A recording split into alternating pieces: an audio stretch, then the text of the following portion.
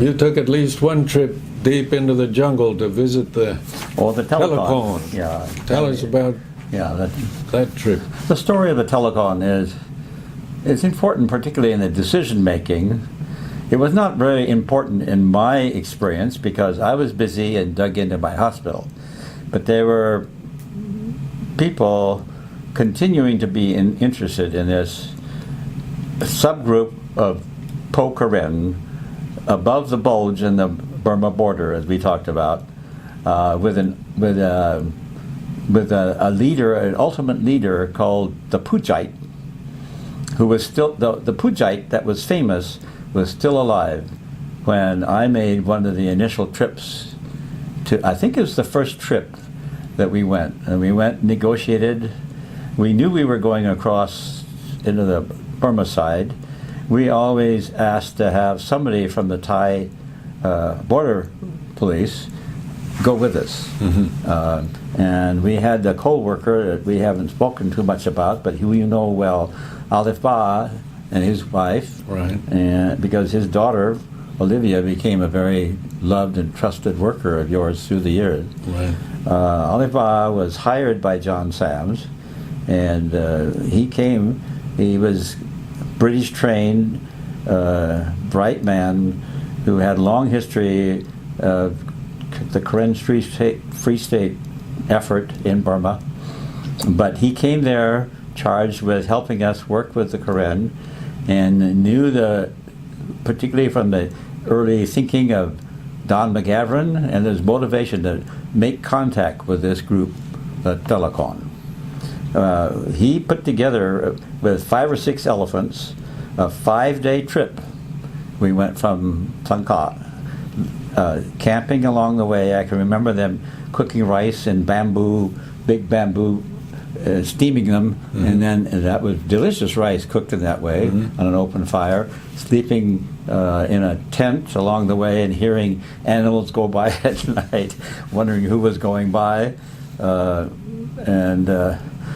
but going all the way to this Telakhon village, where here is this subgroup who spoke Po-Karen, and Alif Ba was able to communicate with them. And we met the Pujite, and they had regular worship services. They had the kind of a combination of Buddhist animistic religion of their own. It was quite distinctive, and that relationship was continued. Alan Eubank, who was a missionary of our board, somehow was fascinated with this, and he never let it go. Alan worked in the Kompatom and then in Chiang Mai, and he made I don't know how many trips to that area. Usually, when they got to the Chiang Mai area, they'd come in from the north. But those first trips where we established our relationships began the contact that then over the years has evolved to where they now have a permanent medical work and a little clinic and somebody there permanently now. And I don't think there's any mass conversion of the group, but that group and Alan and his wife and his son David had done some amazing things with minority peoples inside of Burma, from Thailand all the way along the Thai border, from there all the way up into the northern part of Thailand. And so that was quite an experience. The young women who were unmarried all wore white. You could tell who was married, who was not. They were a very tight group with a lot of their own customs. And we were there largely to make initial contact. And they had this tradition that someday the white man with the Book of Truth was going to return. The white brother who had used to be part of the family.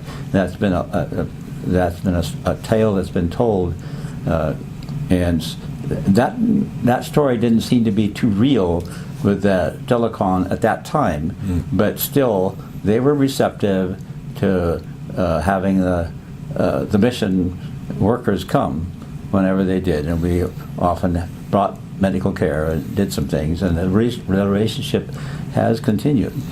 Do you recall whether that first trip to the Telakhon was one where my dad came to cover the hospital while you were away? I believe that is one. You know, your father was a very close colleague, and somehow he was the one who was always able and willing. I don't think he was so able because he was a busy man in the Chiang Mai medical world, but he was willing to come, and that was a 3-day trip for him or more. Whenever I had a need, if I was going to be gone for or if I had a travel, when I went down to Bangkok for a month because my twins were coming, and that was one delivery with twins I was not wanting to do in the jungle.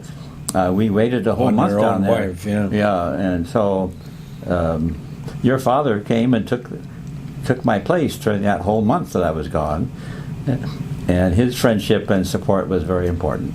But I never have forgotten coming back by helicopter and landing there in front of the hospital with the twins, and there your father was part of the greeting as we came back with these twins. That was quite an experience.